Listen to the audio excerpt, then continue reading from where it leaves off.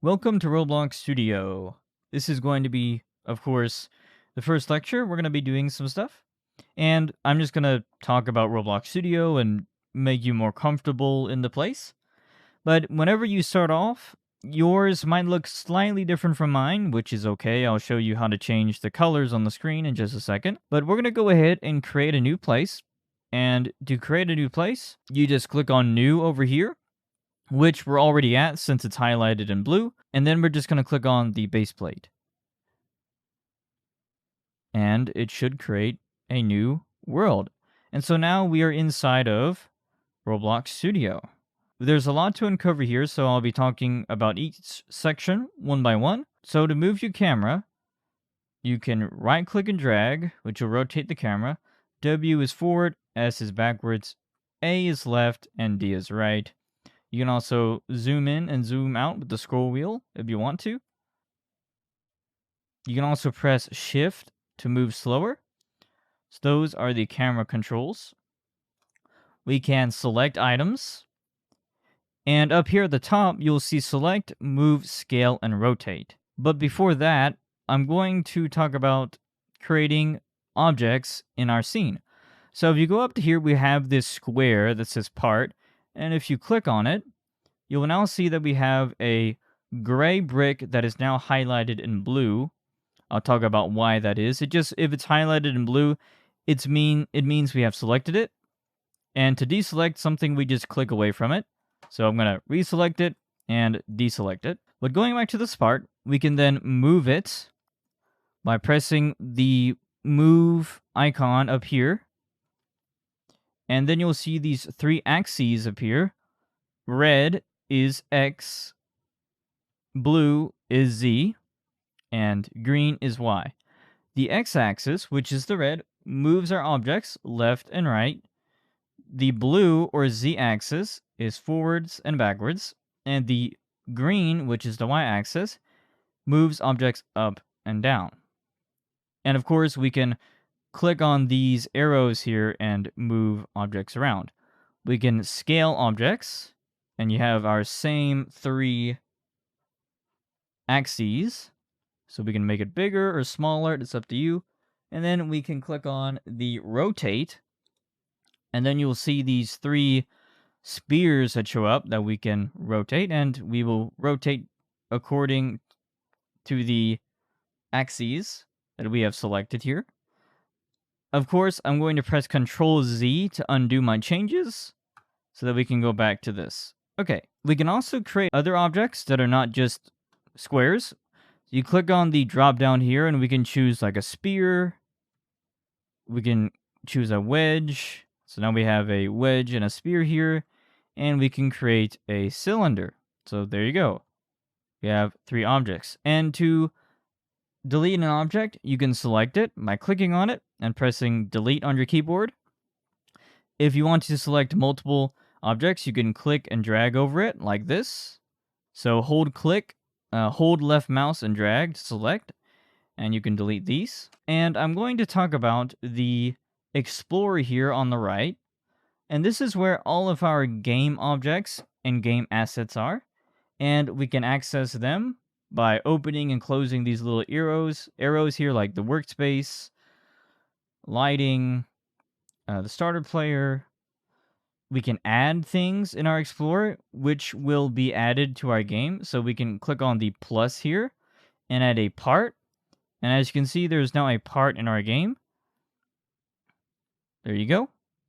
And we can select it. We can also select it in our Explorer by just clicking on it. So as you can see now that I've clicked on it, it's highlighted in blue in the game and in the Explorer. I'm going to talk about the properties next, which is down here in the bottom right. And the properties is pretty important. This is where you access attributes. Attributes are properties of the game object, just so you know. And for example, in the properties, we can change the color of this brick to whatever color you want. We can change its material. Now it's ice. We can change how much it reflects. Change the transparency, which makes it kind of like invisible. And there's way more that we can do here, like change the size, the position, and all of that. But we're not going to go through that because that's a lot of work. I'm just going to go ahead and delete it. And up here, we can click play. So we can go ahead and click play. And we are now playing our game. So I have my little guy here. I know it's the default, bacon hair guy, but, that's how we roll here, I guess. And you can click on stop at the top to stop your game. We can also click on the drop down and click on run, which will automatically run our game, but we don't have to spawn in, which, by the way, this can be really helpful. And you're going to see me use this quite often in this course, so it's important to know.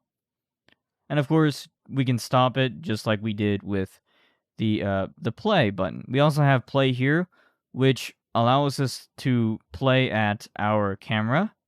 So now I've dropped where the camera was instead of spawning at the spawn point. And to the left here, we have the toolbox, the terrain creator, and the asset manager. Assets are useful because whenever we create an asset, we can use it in all of our worlds and places that we create on Roblox Studio. So it's really useful to have to use the asset manager. And then we have the toolbox, which is where you get models and songs and all kinds of stuff. So as you can see, we have like the really old Roblox house from like whenever I used to play back in 2009. I haven't played Roblox in about a decade now. I know I'm pretty old. I guess you could call me a Roblox boomer or something. But anyway, that's that. And then you have the terrain thing where we can generate terrain, and I'm not going to do that. Yes, but you can mess around with that if you want. And then at the very bottom here, we have the output, which is our console. This is going to be really useful since this is how we can debug our code, and this is where we'll get errors and other kinds of stuff if something's wrong. And at the very top here, we have home, model, test, view, and plugins. If you click on the model tab, this is mainly for modeling in Roblox.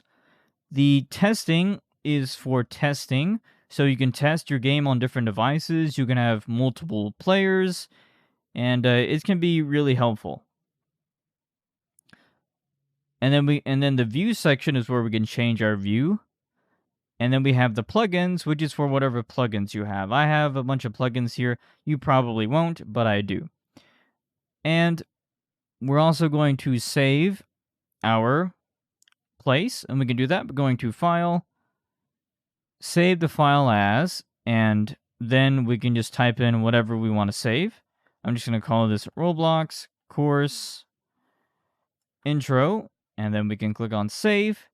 And every time you want to save, you can press Control S as a shortcut if you don't really want to go up to here and click save the file or whatever. And lastly, we're going to go to our studio settings, and we can change some stuff about the studio. As you can see, my studio looks a little bit different than yours, maybe, because my theme is set to dark.